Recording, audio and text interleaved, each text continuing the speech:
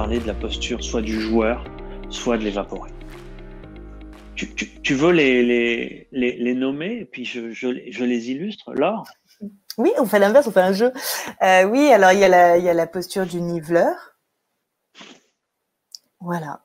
Qui, dans sa corporalité, montre à poser quelque chose ou à simplement aussi soulager une émotion qui pourrait être en train d'augmenter. Si vous avez un public qui pourrait être dans l'inquiétude, cette posture amène à dire tout va bien, comme si effectivement on venait taper comme ça, tapoter, de manière à tout calmer, tout lisser. Voilà, très très bien. Ça va bien se passer.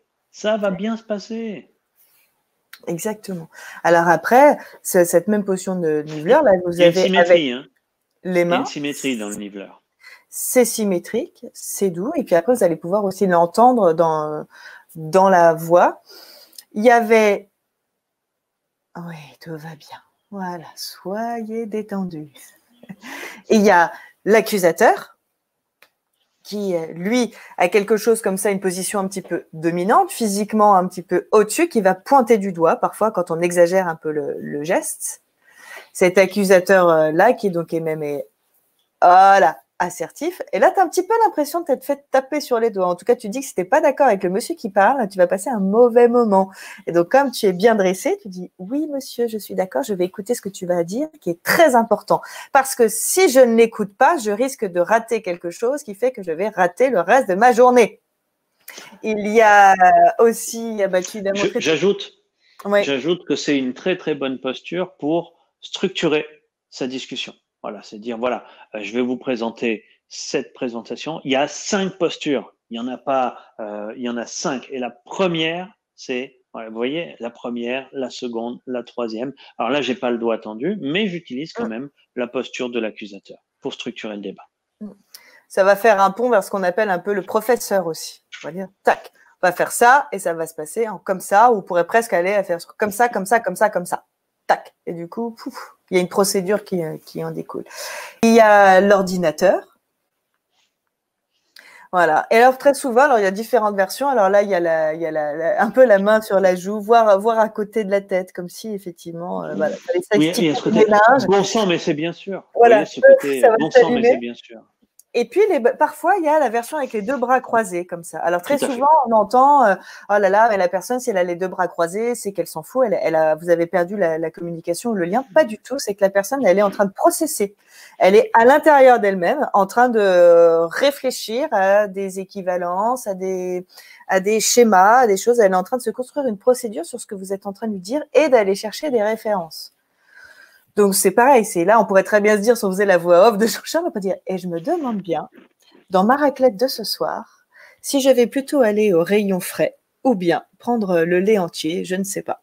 Voilà. Ah oui, le lait entier, ce serait pas mal, mais peut-être qu'il faudrait que je rajoute un petit peu de charcuterie. Et là, tout de suite, on pourrait ramener le joueur. Le joueur qui est un petit peu, voilà, qui est sur différents pieds. Alors, il amène un peu à la discussion, il ouvre un peu le débat, il ramène quelque chose un petit peu de fantaisiste. Et le joueur, il est intéressant à utiliser quand tu as décidé de faire un jeu sur ton canapé, pourquoi pas. Mais aussi quand vous percevez que la salle, elle commence à être en tension, vous avez cranté un peu votre récit, du coup tout le monde est attentif et il arrive un temps, la concentration va se relâcher et ramener un petit peu de joueur à ce moment-là. Ce joueur, c'est n'importe quoi. Ça joue à peu de choses. Regardez, en fait, là, je suis dans une posture, je suis ancré dans le sol. Même si je suis sur le canapé, je suis quand même ancré dans le sol parce que je suis symétrique. Et vous voyez que dès que je fais ça, si je dis j'ai quelque chose d'important à vous dire, là comme ça, et si je dis j'ai quelque chose d'important à vous dire, je suis plus crédible. C'est terminé. Je peux plus. Si vous êtes sur une jambe avec le bassin décalé comme ça, vous avez perdu totalement votre crédibilité. Du coup, c'est pas mal de varier. Alors le joueur, oui, tu disais, c'est juste pour détendre l'atmosphère. Oui, je comprends, mais ça peut aussi servir à détendre l'atmosphère ou réveiller les troupes, parce que là, c'est un petit peu plus souple. Alors là, tu nous l'as fait version un peu perçu un peu 10%, quoi. Mais bon, le joueur, c'est aussi celui, effectivement, qui va être en mouvement, qui va peut-être un peu avoir des sautes d'humeur. On parle aussi de l'évaporer parfois. Celui qui va un petit peu dans un sens et puis dans un autre.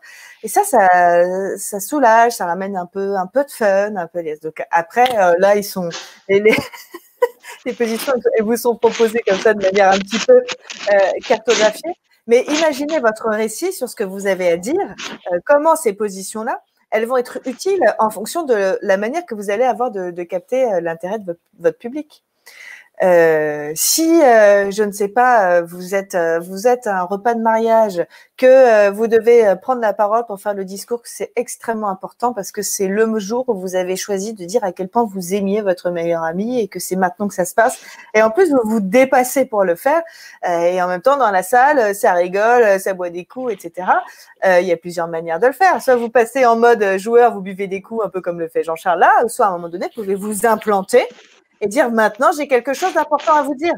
Et vous ressollicitez tout de suite l'intention de la salle, tac, parce qu'il y a un changement de ton par rapport à ce que la salle était en train de vivre et vous. Et puis ensuite, une fois que vous raccordez tout le monde, bah, vous pouvez reprendre vos différentes positions. Donc on a fait, il y a eu le niveleur, l'accusateur, l'ordinateur, l'évaporateur. Il nous manque le lénifiant. Le lénifiant. Le lénifiant. Ouais, le lénifiant, je sais pas. Ouais. C'est quelque chose avec ses mains comme ça qui sont tournées vers le haut, comme s'il attendait. En fait, le lénifiant, il sollicite aussi l'intérêt du public. Il le fait participer. C'est typiquement, là, Jean-Charles, il serait là devant un public qui serait un petit peu en galère et il a besoin de réveiller un petit peu tout le monde. Dire, voilà, j'ai une question à vous poser. Aidez-moi à y répondre. Comment faire face à ce trac lorsque je suis en public? Et là, du coup, ça va solliciter une réponse chez vous parce que dans votre humanité, n'est-ce pas, vous avez envie de l'aider. Ah bah tiens, on pourrait faire ça, on pourrait faire ça. Donc, vous observez bien que comme quand même il y a une logique circulaire dans cette conversation, les postures qu'adopte Jean-Charles entraînent chez vous des réponses socio-comportementales et émotionnelles. Donc, lorsque vous allez prendre la parole, dites-vous, tiens, dans ce que j'ai à dire, quelle est la position la plus intéressante pour solliciter l'intérêt de mon public et générer chez lui un parcours émotionnel qui va l'engager et le mettre en mouvement. Parce que si vous ne générez pas d'émotion chez votre auditoire, il n'y aura pas de prise de décision derrière, en fait. Donc, alors l'émotion, elle n'est pas obligée d'être spectaculaire, on est d'accord, mais à un moment donné, qu'est-ce qui se passe quand ça se passe? Et ce qui est bien, c'est que ce soit la bonne émotion. Ouais, sur votre message fort, que les gens réfléchissent et disent mais ça change ma manière de penser, ça. Vous voyez, quand vous voulez générer de la confusion, c'est pas mal d'utiliser quoi, selon vous, pour la confusion? Qu'est-ce que vous utiliseriez? Pour la confusion, on va l'utiliser par réorganiser la perception de notre interlocuteur. Donc là, vous pouvez très très bien solliciter le fait que ça fasse son chemin dans la tête de la personne.